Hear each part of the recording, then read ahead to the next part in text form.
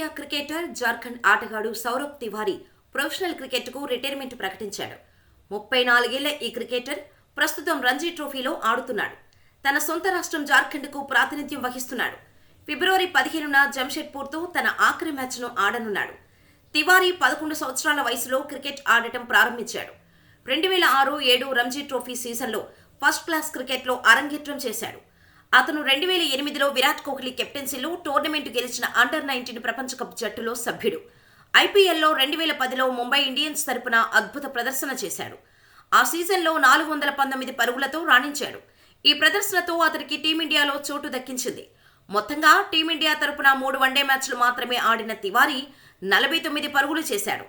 17 ఏళ్లలో కెరీర్లో 115 first class మ్యాచ్లు ఆడాడు.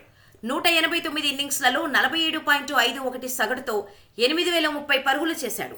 ఇందులో 22 సెంచరీలు, 34 హాఫ్ సెంచరీలు ఉన్నాయి. అదే జార్ఖండ్ రాష్ట్రానికి ప్రాతినిధ్యం వహించిన ఎంఎస్ ధోని కంటే ఎక్కువ పరుగులు చేయటం విశేషం. ఎంఎస్ ధోని 131 మ్యాచ్ల్లో 7,038 పరుగులు చేశాడు.